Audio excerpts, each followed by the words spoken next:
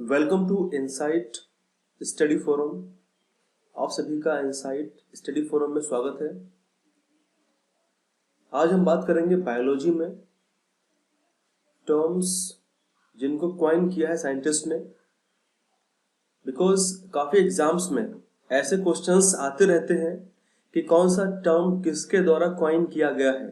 जैसे for example अगर हम बात करें ग्रीन रेवोल्यूशन, तो किसने क्वाइन किया है ग्रीन रेवोल्यूशन टर्म को। ऐसे क्वेश्चंस आते रहते हैं। ऐसे हम सभी क्वेश्चंस को देखेंगे और इस वीडियो में हम बात करेंगे 10 क्वेश्चंस की। ये वीडियो प्रेजेंट मैं कर रहा हूं अभिचल सिंह चौहान। स्टार्ट करते हैं।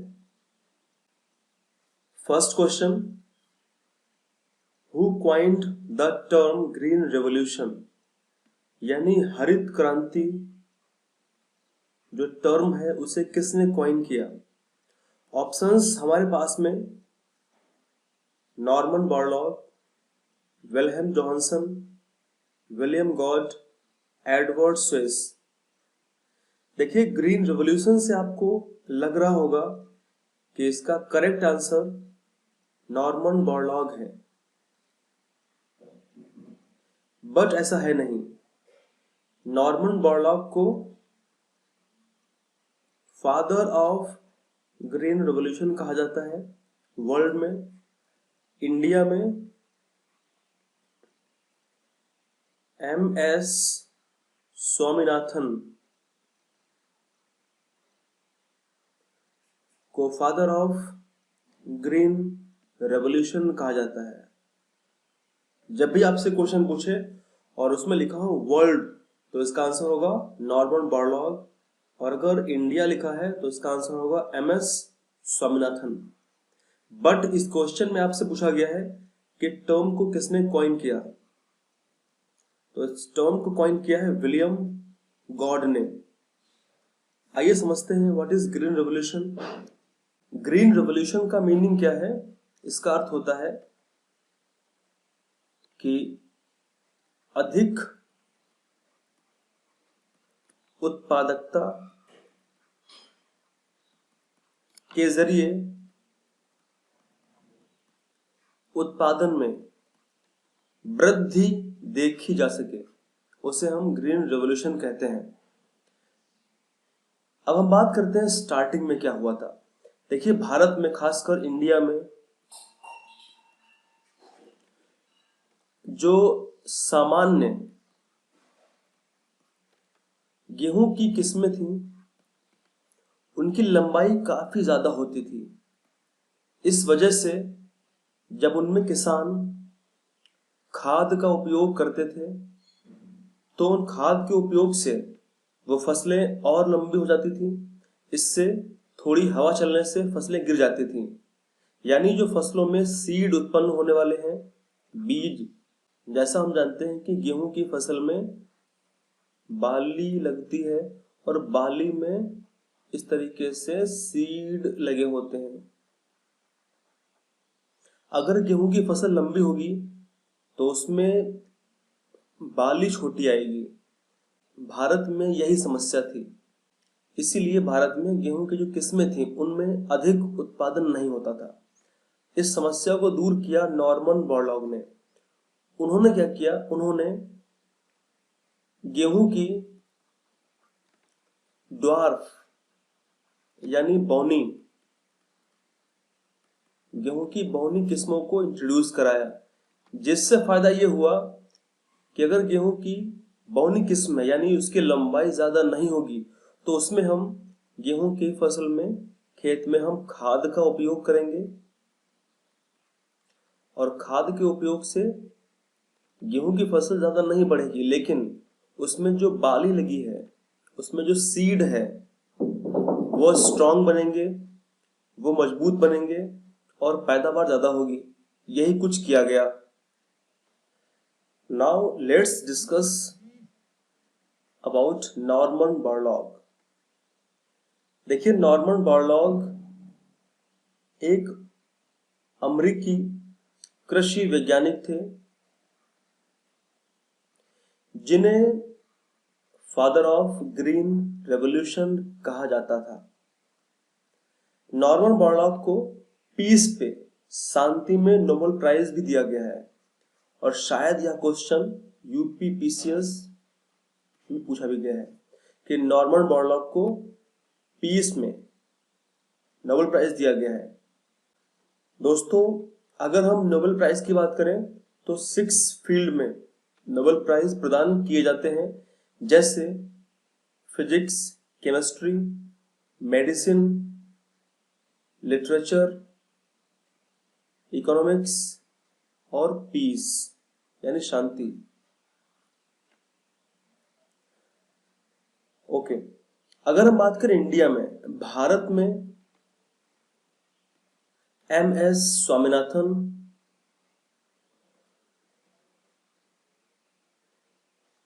का काफी ज्यादा रोल रहा है ग्रीन रेवोल्यूशन को इंट्रोड्यूस करने में। 1947 के बाद देश की हालत बहुत नाजुक थी, बहुत दयनीय थी, क्योंकि भारत में गरीबी बहुत ज्यादा थी।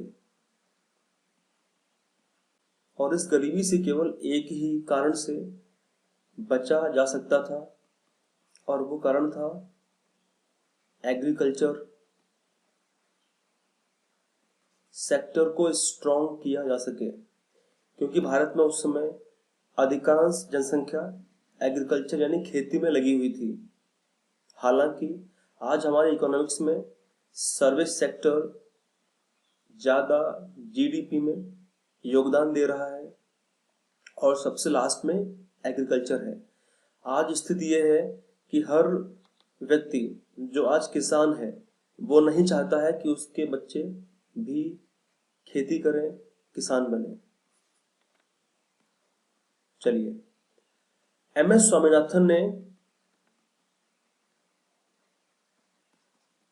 भारत में ग्रीन रेवोल्यूशन यानी उन बौनी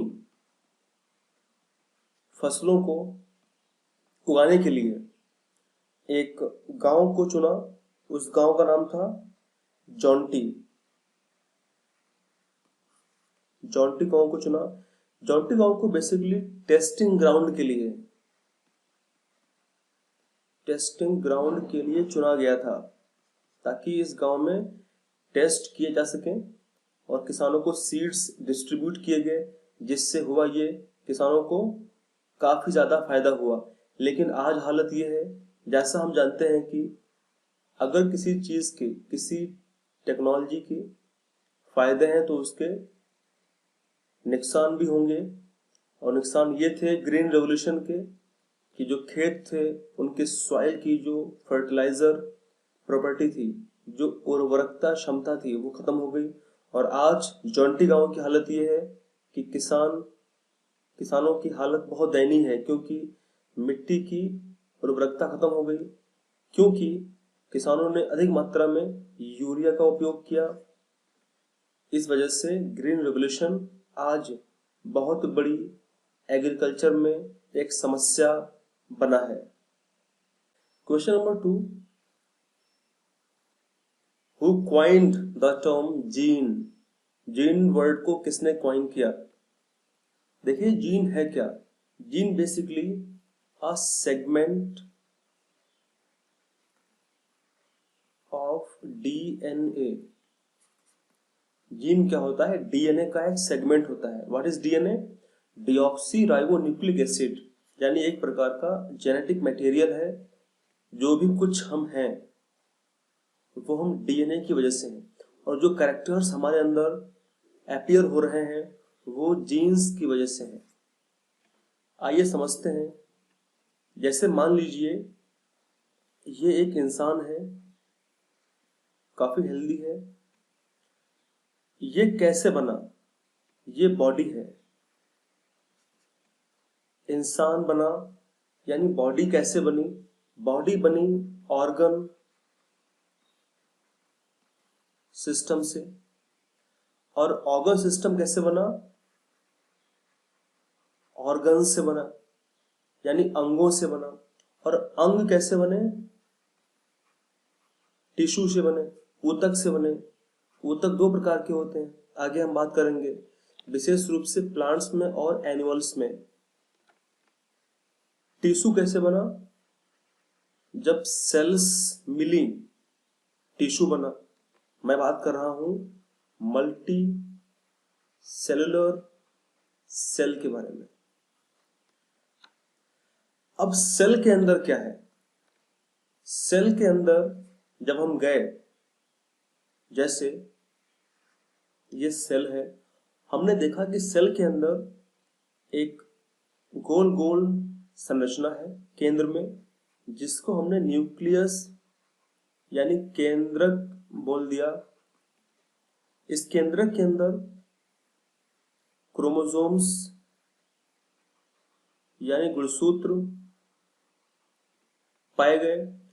गुणसूत्रों में हमने डीएनए को फाइंड किया और डीएनए पे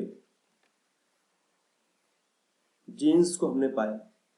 तो अंतिम रूप से जीन्स, जब भी कभी भी कोशिका का विभाजन होता है तो फाइनली जो जीन्स हैं वो एक पीढ़ी से दूसरी पीढ़ी में पहुंचते हैं और वही रिस्पॉन्सिबल होते हैं कैरेक्टर के, हमारे लुक के।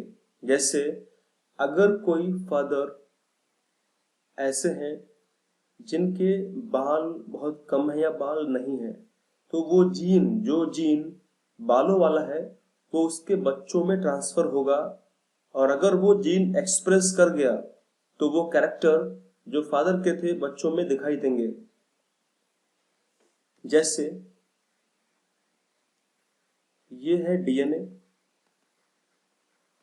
ये डीएनए का डबल हेलिक्स स्ट्रक्चर है जिसको वाटसन एंड क्रिक ने दिया था। इस डीएनए पे जीन्स लगे हुए हैं। हम पीसीआर की मदद से इस डीएनए के दोनों स्ट्रैंड को अलग कर सकते हैं। उसके बाद हम जीन्स को स्टडी करेंगे। हालांकि आज वैज्ञानिकों ने बहुत कम जीन्स के बारे में पता लगा पाया है।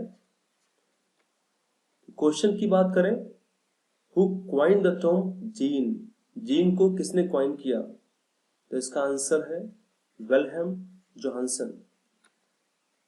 आगे बात करते हैं question number 3, who coined the term genetics यानी अनुवांशिकी। जैसा हम जानते हैं कि जेनेटिक्स के फादर ग्रेगर जॉन मेंडल को कहा जाता है। What is genetics? अनुवांशिकी क्या है? जेनेटिक्स क्या है? देखिए, genetics is the study of transmission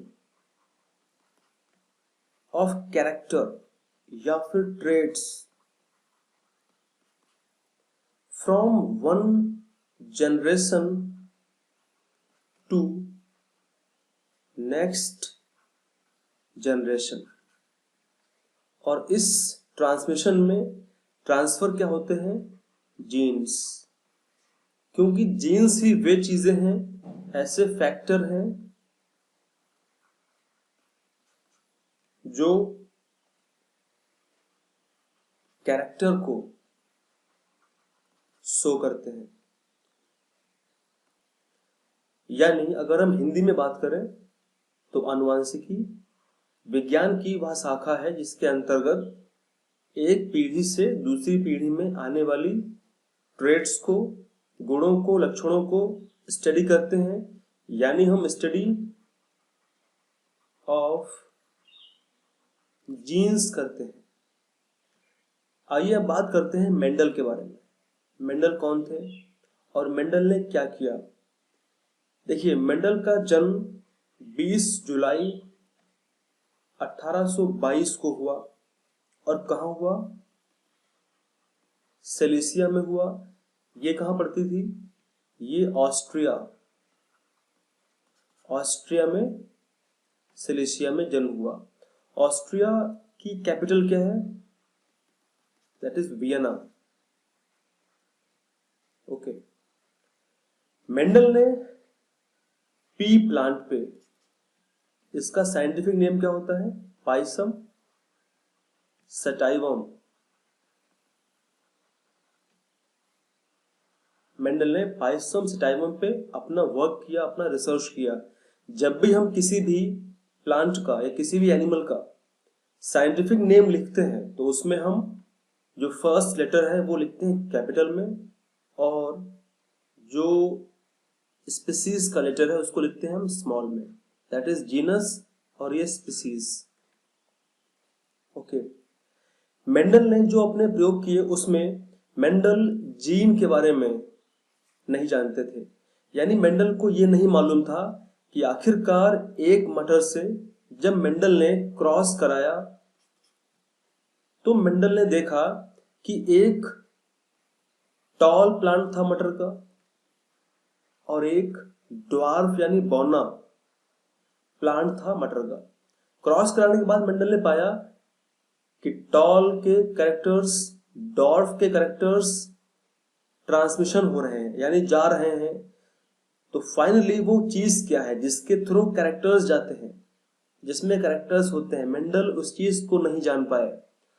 इसीलिए मेंडल ने बोला कि कुछ फैक्टर, कुछ कारक हैं जिनसे कैरेक्टर ट्रांसमिट होते हैं। बाद में विल्हेम जोहानसन ने उसको जीन बोला, जैसा हमने क्वेश्चन नंबर 2 में देखा था। मेंडल ने मटर में कौन कौन से कैरेक्टर्स देखे? मेंडल ने मटर में 7 कॉन्ट्रास्टिंग कैरेक्टर्स को स्टडी किया।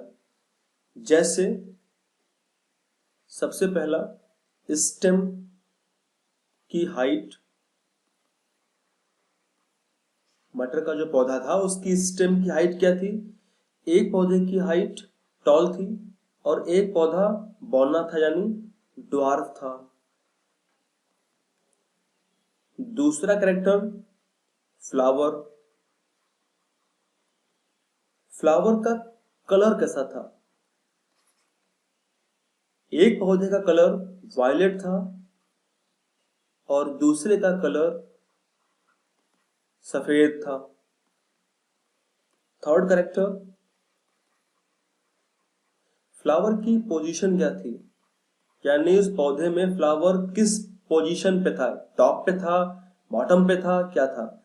तो एक पौधे में एक्सियल यानी अक्ष पे था और दूसरे में टर्मिनल यानी अंतिम पे था। फोर्थ पॉड शेप, पॉड का मतलब होता है फली। मटर में एक फली लगती है, मटर में इसमें दाने होते हैं। शेप का मतलब क्या होता है? आकार, स्वरूप। ठीक है, तो मटर में फली का स्वरूप क्या था? एक में जो फली थी वो इन्फ्लेटेड यानी फूली हुई थी और दूसरी में कंस्ट्रिक्टेड यानी सिकुड़ी थी। नेक्स्ट 5,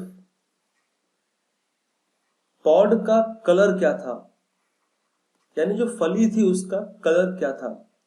एक का कलर ग्रीन था और दूसरे का कलर येलो था।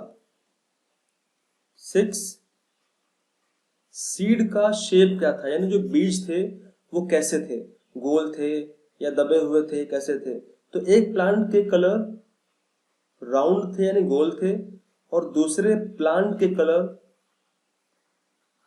रिंकल्ड थे यानी झुर्रीदार थे।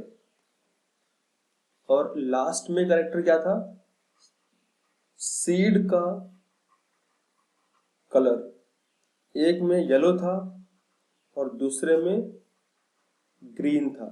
तो ये कुछ 7 कंट्रास्टिंग कैरेक्टर्स मेंडल ने स्टडी किए और नींव रखी जेनेटिक्स की। हालांकि मेंडल के जो प्रयोग थे उनको पब्लिश नहीं करा पाए वो। उसके कई साल के बाद में 3 वैज्ञानिक आए जिन्होंने वही रिसर्च की जो मेंडल ने की थी। जैसे कौन कौन से थे? हॉलैंड के ह्यूगो डिवरीज, जर्मनी के कार्ल कॉरेंस एंड ऑस्ट्रिया के एरिक वॉन शेरमार्क। इन तीनों ने वही काम किया जो मेंडल ने किया था और इसके बाद में मेंडल को ख्याति प्राप्त हुई। आपको जेनेटिक्स में क्रॉस के बारे में पढ़ना चाहिए, जैसे मोनोहाइब्रिड क्रॉस, डाईहाइब्रिड क्रॉस, अगर आप एसएससी या फिर यूपीएससी की तैयारी कर रहे हैं, क्योंकि इसके आगे की जेनेटिक्स आपके काम की नहीं है। इसके अतिरिक्त आपको क्रोमोसोम्स के बारे में स्टडी करना चाहिए, यानी गुणसूत्र के बारे में आपको पढ़ना चाहिए। काफी क्वेश्चंस यहां से आते रहते हैं। उसके बाद आपको DNA and RNA, that means deoxy ribonucleic acid and ribonucleic acid के बारे में पढ़ना चाहिए और विशेष रूप से आपको इनके डिफरेंस के बारे में पढ़ना चाहिए। इसके बाद आपको कुछ जेनेटिक डिजीज के बारे में या डिसऑर्डर के बारे में पढ़ना चाहिए, जैसे Down syndrome, Patau syndrome, Klinefelter syndrome इत्यादि। Question number 4, who coined the term ecology? Ecology that means पारिस्थितिकी। देखिए, इकोलॉजी दो वर्ड से मिलकर के बना है, इको और लॉजी। इको एक ग्रीक वर्ड जिसको हम ऑइकोस कहते हैं, जिसका मीनिंग होता है प्लेस या फिर होम, और लॉजी लोगस जिसका मीनिंग होता है study.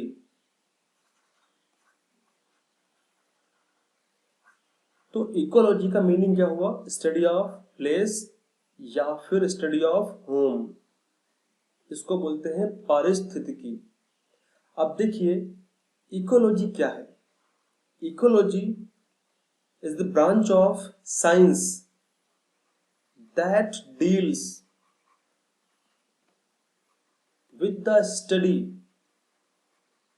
of interactions between living organism and their physical environment। तो फाइनली क्या हुआ? Ecology is a branch of science that deals with the interactions between living organism and their physical environment। यानी हिंदी में क्या है? पारिस्थितिकी विज्ञान की वह शाखा है जिसके अंतर्गत जीवों की परस्पर क्रिया और उनके पर्यावरण यानी एनवायरमेंट का अध्ययन होता है। इसे हम इकोलॉजी कहते हैं। देखिए, इकोलॉजी जो टर्म है, अब क्वेश्चन में आपसे टर्म पूछा गया है।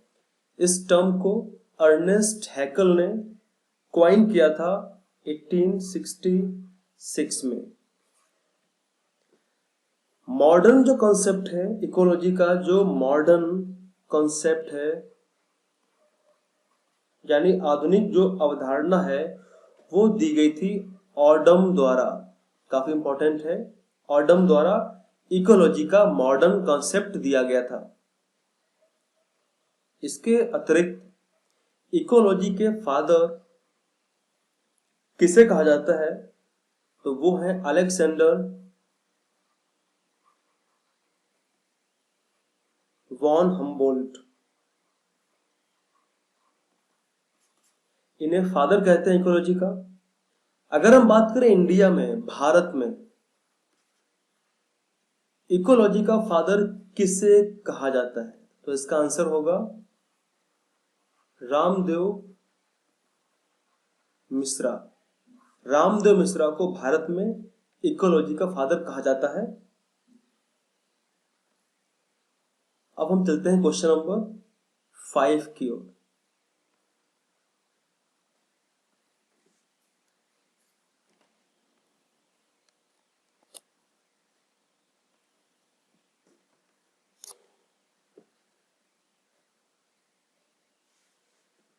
Question number 5, who coined the term ecosystem. Ecosystem जो टर्म है उसे किसने क्वाइन किया? देखिए, इकोसिस्टम टर्म को क्वाइन किया था आर्थर टेस्ले ने 1935 में। इकोसिस्टम है क्या? What is ecosystem? Any unit of biosystem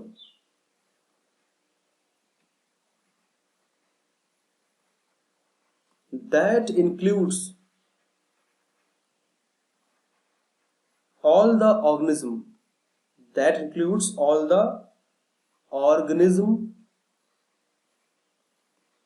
which function together in a given area,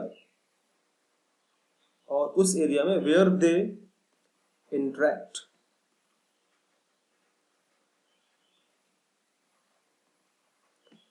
with the physical environment, उसे हम कहते हैं इकोसिस्टम। यानी हिंदी में जैव तंत्र की कोई भी इकाई, यानी बायोसिस्टम की कोई भी इकाई जिसमें सभी जीव शामिल होते हैं और जो एक क्षेत्र में एक साथ कार्य करते हैं एवं भौतिक पर्यावरण के साथ परस्पर आदान प्रदान या एक दूसरे पर प्रभाव डालते हैं, उससे हम इकोसिस्टम या फिर परितंत्र या फिर पारिस्थितिकी तंत्र कहते हैं। हालांकि इकोसिस्टम एक फंक्शनल यूनिट है किसकी? इकोलॉजी की। इकोसिस्टम क्या है? इकोसिस्टम इकोलॉजी की एक फंक्शनल यूनिट है जिसके अंदर दो कंपोनेंट होते हैं। एक होता है बायोटिक, दूसरा होता है अबायोटिक। बायोटिक का मतलब उन चीजों से है जो चीजें लिविंग हैं, जीवित हैं। अबायोटिक का संबंध उन चीजों से है जो चीजें नॉन लिविंग हैं। जैसे कौन कौन चीजें लिविंग हैं? प्लांट्स लिविंग हैं, एनिमल्स लिविंग हैं, बैक्टीरिया लिविंग हैं। और अबायोटिक यानी नॉन लिविंग चीजें क्या हैं? जैसे एयर, वाटर, सॉइल, ये सब अबायोटिक चीजें हैं।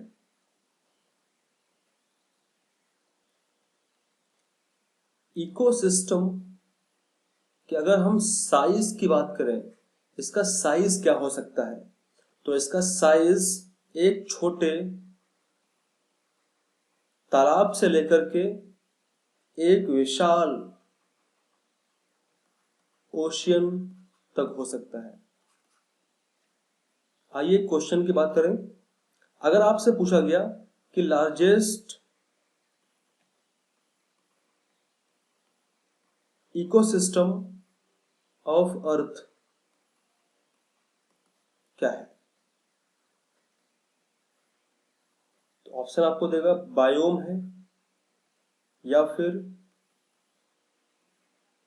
हाइड्रोस्फीयर है, या फिर लिथोस्फीयर है, या फिर बायोस्फीयर है।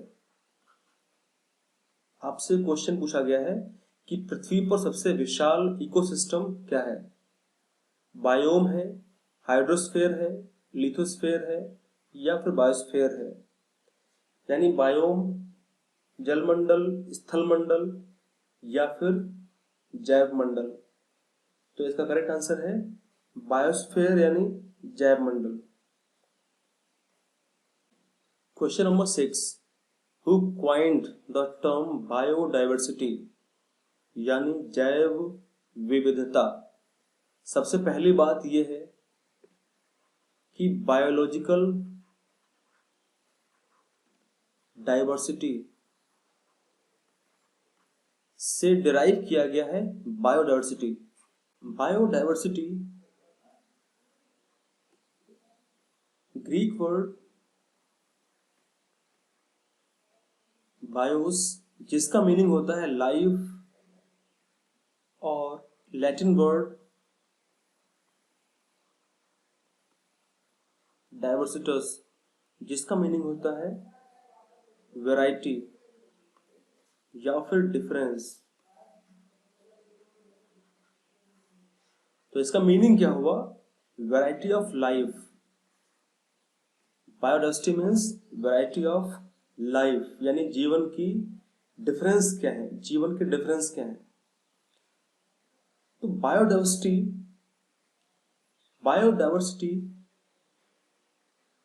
मेजर है किसका? मेजर है वेरिएशन का, जो जेनेटिक स्पीसीज, कोई भी प्रजाति और इकोसिस्टम लेवल पर होती है, उसका मेजर है बायोडाइवर्सिटी। बायोडाइवर्सिटी पृथ्वी पे कभी भी एक समान यानी इक्वल नहीं रहती है, वो अनइक्वल तरीके से डिस्ट्रीब्यूटेड रहती है। जैसे ये हमारी पृथ्वी है, और पृथ्वी को जो 2 भागों में डिवाइड करती है उसे हम 0 डिग्री लैटिट्यूड कहते हैं, यानी इक्वेटर। इक्वेटर के जस्ट अबव और जस्ट बिलो ट्रॉपिकल, और इसके जस्ट अबव टेम्परेट, और फाइनली पोल यानी ध्रुव। देखिए, सूर्य है, सन की सर्वाधिक जो इंटेंसिटी है वो कहां पड़ेगी? वो पड़ेगी इक्वेटर पे और ट्रॉपिकल रीजन पे। बायोडाइवर्सिटी उस क्षेत्र में ज्यादा होती है जहां पे गर्मी पड़ती है, जहां पे हॉट होता है।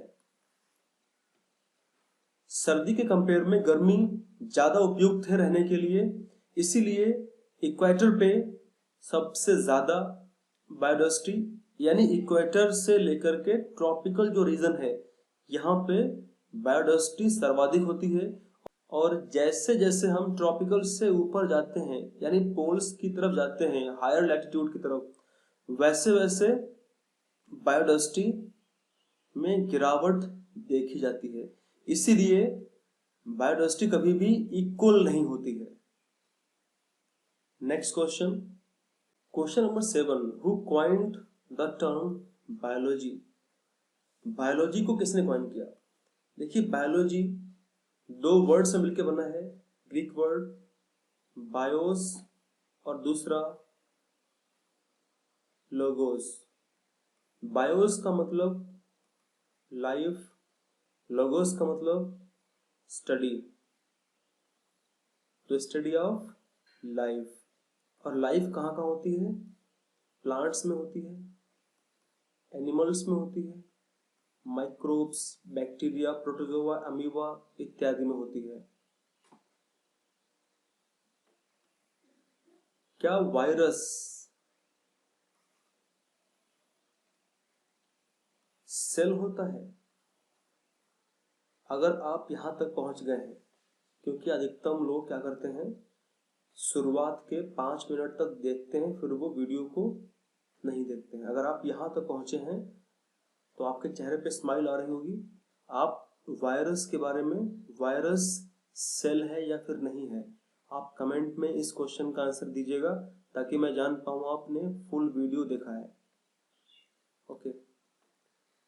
Who coined the term biology? इसका आंसर है Lamarck and Treviranus. Question number 8, who coined the term virus? Martinus Beijerinck, Louis Pasteur, Robert Koch, Dmitri Ivanovsky. So the correct answer is Martinus Beijerinck ने virus term को coin किया था। एक virus computer software होता है, उसकी full form क्या होती है? आपको कमेंट में लिख करके बताना होगा। Question number 9, who coin the term bacteria? Bacteria क्या है? बैक्टीरिया माइक्रोब्स होते हैं और बैक्टीरिया में भी पैथोजन, यानी ऐसे माइक्रो ऑर्गेनिज्म जो डिजीज कॉज करते हैं, जैसे टीबी, डायरिया, टाइफाइड, निमोनिया इत्यादि। तो किसने टर्म क्वाइन किया? देखिए, सबसे पहले बैक्टीरिया को एंटोनी वॉन लीवेनहॉक ने डिस्कवर किया था, लेकिन उसका टर्म क्वाइन नहीं किया था। आपसे मैं क्वेश्चन पूछ रहा हूं, एंटोनी वॉन लीवेनहॉक ने बैक्टीरिया को उस समय क्या बोला था? ओके। इस क्वेश्चन का करेक्ट आंसर है Christian Gottfried Ehrenberg. Christian Gottfried Ehrenberg is correct answer. Question number 10, who coined the term biosphere? Biosphere term किसने क्वाइन किया? देखिए, बायोस्फीयर का मतलब क्या होता है? बायोस्फीयर मिलकर के बना होता है हाइड्रोस्फीयर, लिथोस्फीयर एंड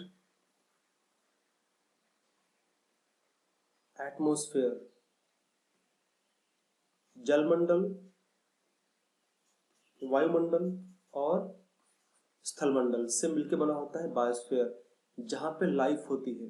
बायोस्फीयर में हम रहते हैं, बायोस्फीयर में जीवन होता है। जैसे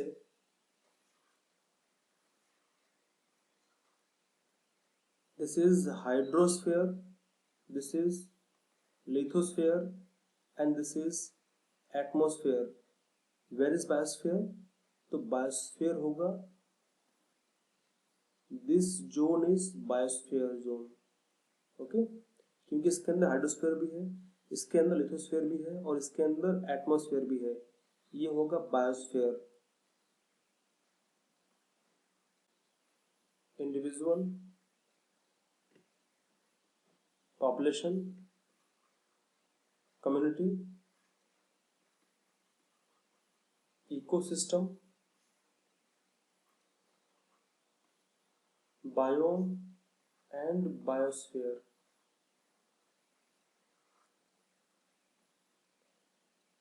फ्रेंड्स, अगर हम ऑप्शन ए की बात करें, एल्फ्रेड वैगनर, इन्होंने कॉन्टिनेंटल ड्रिफ्ट सिद्धांत दिया था, यानी ग्रहों के विस्थापन का सिद्धांत दिया था कि किस तरीके से आज हमारे अर्थ पे 7 कॉन्टिनेंट हैं।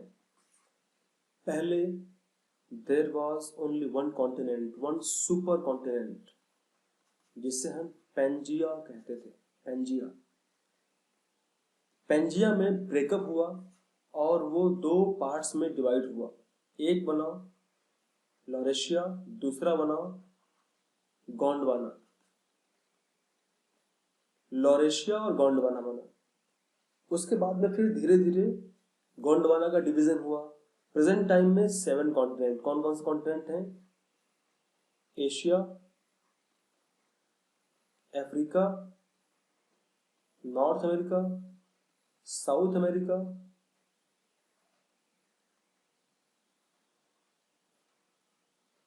Antarctic, Europe and Australia. इनमें सबसे बड़ा कॉन्टिनेंट एशिया है। उसके बाद सबसे छोटा कॉन्टिनेंट ऑस्ट्रेलिया है। ऑस्ट्रेलिया अगर कॉन्टिनेंट ना होता तो सबसे बड़ा आइलैंड होता।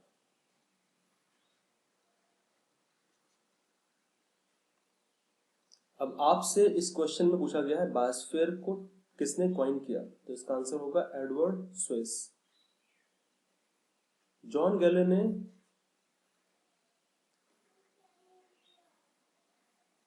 नेपच्यून को डिस्कवर किया था और जॉर्ज लेमेत्रे ने बिग बैंग थियरी दी थी।